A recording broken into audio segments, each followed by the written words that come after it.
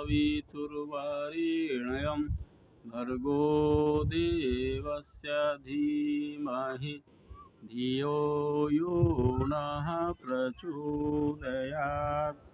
श्री सीतानाथ समारंभां श्रीरामानंदार्य अस्मदाचार्यपर्यन्तां वन्दे गुरुपरम्परां। वराहपीरं नटवरवपुः कर्णयोर्कर्णिकारं बिभ्रद्वासः कनककपिशं वैजयन्तीं च मालां। रन्ध्रान् वेणोर्धरसुधया पूरयन् गोपवृन्दैर्वृन्दारण्यं स्वपदरमणं प्राविशत् गीतकीर्तिम्। सभी भागवत प्रेमियों को राधे राधे। आइए आज पुनः प्रकृति की गोद में बैठकर आम्र पल्लवों की छाँव में भागवत कथा का पान करते हैं। अभी तक हम लोग ने सुना, इस कथा का श्रवण किया कि जब दिति को पुंसवन व्रत की विधि बतलाई गई और सभी नियमों को कड़ाई से पालन करने का आदेश दिया गया, तो उन्होंने ऐसा करना शुरू कर दिया कि उनसे जो संतान होगा वह इंद्र को मारने वाला होगा। और इंद्र ने जब सुना तो वह भरसक प्रयास किया कि त्रुटि हो जाए ताकि इंद्र का मित्र बनने वाला संतान हो जाए। तो इंद्र तो इसी ताक में रहते थे। उनकी मौसी थी। एक बार उन्होंने भेष बदल करके अपने मौसी के पास चले आए और सोचने लगे कि मौसी मेरी कहाँ गलती करती है। वो गलती पकड़ने के उद्देश्य से वहाँ भेष बदल के आए, मौसी की सेवा में लग गए और हर रोज़ यही करते कि मेरी मौसी कहाँ गलती कर रही है। और इसके नियम इतने कड़ाई का था कि अगर थोड़ी भी गलती हो गई तो फिर इंद्र को मारने वाला पुत्र न हो करके इंद्र का मित्र बनने वाला पुत्र हो जाएगा। तो इंद्र इसी तलाक में थे कि मौसी से कहीं ना कहीं कोई गलती हो जाए और प्रतिदिन मौसी की सेवा भी करते। लेकिन वो नहीं समझ रही थी कि ये भेष बदल के आया है, इंद्र है। यही क्रम चल रहा था। एक दिन ऐसा हुआ, ये भगवत की प्रेरणा से, क्योंकि कश्यप ऋषि को भी अफसोस हो रहा था कि मुझे ऐसा वरदान नहीं देना चाहिए, अपनी पत्नी को ऐसी स्वीकृति नहीं करनी चाहिए कि इंद्र तो ऐसे भी वध के योग्य नहीं है और मैंने स्त्री के माया के प्रभाव में आकर ऐसा कह दिया। वे भी दुखी थे, वह भी यही चाह रहे थे। तो भगवान की प्रेरणा से कहिए, मनुष्य जो सोचता है, कोई भी व्यक्ति जो सोचता है सोचे करे, लेकिन होता वही है जो ईश्वर चाहते हैं। काम करने को हम स्वतंत्र हैं, कुछ भी करने के लिए हम सब स्वतंत्र हैं, लेकिन होगा वही जो ईश्वर चाहेगा। तो ईश्वर की कुछ और मर्जी थी। एक दिन ऐसा हुआ कि काल की प्रेरणा से दिति जूठे मुंह और बिना पैर धोए सो गई। अब तो इंद्र को क्या था, इंद्र तो यही इसी ताक में थे ही। जब भी उन्होंने देखा कि मेरी मौसी आज जूठे मुंह और बिना पैर धोए बिछावन पर चली गई, बस वे तुरंत उसके सूक्ष्म रूप में उसके गर्भ में प्रवेश कर गए। अब देखिए इंद्र क्या क्या करते रहते हैं। गर्भ के अंदर जा करके उन्होंने गर्भ के 7 टुकड़े कर दिए मारने के उद्देश्य से। गर्भ को 7 टुकड़े कर दिए। तो 7 टुकड़े जब हुए मारने के समय, जिस समय इंद्र गर्भ में पल रहे शिशु की हत्या कर रहे थे, उस समय वह बच्चा रो रहा था कि मुझे मत मारो, मुझे मत मारो। देखिए इस संबंध में एक चर्चा हम करना चाहेंगे कि आज से कम से कम 5000 वर्ष पहले, 53-5400 वर्ष पहले की बात कही है, भगवान व्यास को यह मालूम था कि जब गर्भ में हत्या की जाती है किसी बच्चे की तो उसको कष्ट होता है। तो यह एक संदेश है आज के युग के लिए, तथाकथित जो अपने आप को हाईली क्वालिफाइड और मॉडर्न समझते हैं और जो गर्भपात कराते हैं, उनको शिक्षा लेनी चाहिए कि गर्भ की हत्या बिल्कुल एक जीव की हत्या है और गर्भ में भी मनुष्य को उतना ही कष्ट होता है हत्या करने पर, जितना जन्म के बाद अगर किसी की हत्या की जाए उसको उतना कष्ट होता है।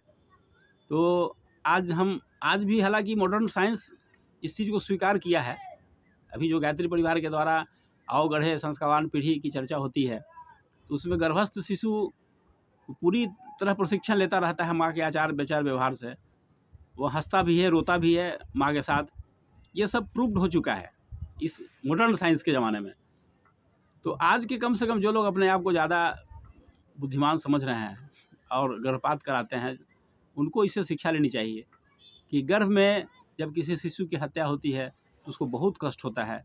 उतना ही होगा जितना अगर आपके साथ कोई शारीरिक प्रताड़ना करे, उतना उसको भी होता है। वह रोता है, चिल्लाता है। ये 5000 वर्ष पहले की बात है। तो हम सबको इस बहाने भगवान व्यास का यह संदेश भी है, इसको स्वीकार कीजिए और इतना गलत कदम किसी को नहीं उठाना चाहिए। यह बिल्कुल जीव हत्या होती है।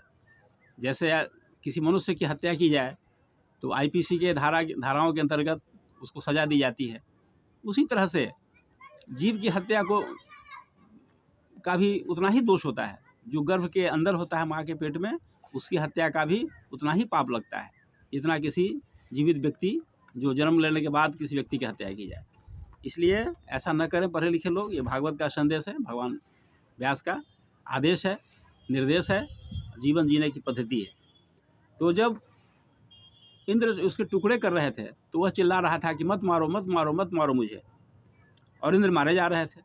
7 टुकड़े किए, फिर 7 के 7 टुकड़े किए, और इस प्रकार से 49 टुकड़े हो गए। लेकिन भगवान की ऐसी प्रेरणा थी कि ये कोई मरे नहीं, कोई नहीं मरा। और ऐसा था, आदेश था कि अगर व्रत में किसी प्रकार की कोई त्रुटि हुई तो वह इंद्र का मित्र बन जाएगा।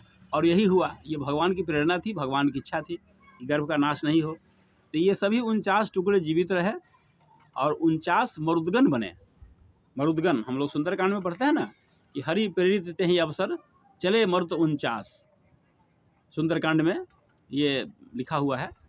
तो यही 49 प्रकार के मरुत हवाएं होती है, यही 49 मरुदगण हुए, दिति के कोख से हुए, जो इंद्र के मित्र बन गए, इंद्र के हितैषी बने।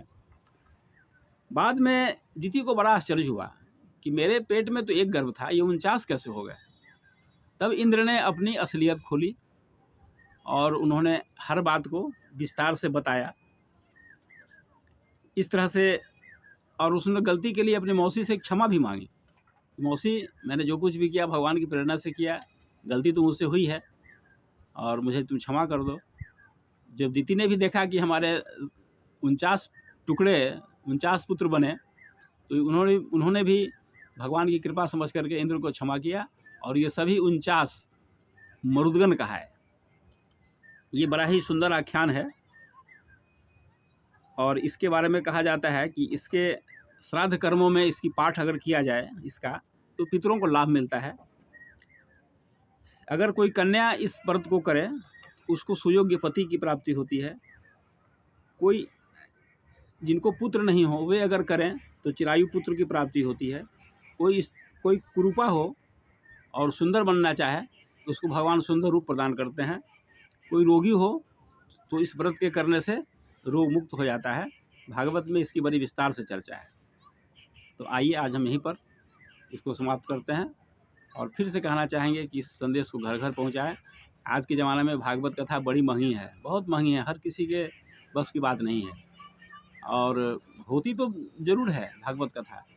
भागवत में ही लिखा है कि कारिता कन लोभ है ना कथा सारस्ततो गता। धन के लोभ में कथा होती है पैकेज पर। आज के ज़माने में पैकेज पर कथा होती है, कथा कम होती है, नाच गान ज़्यादा होता है। तो इस तरह की कथा से मनुष्य को लाभ भी नहीं मिलता है।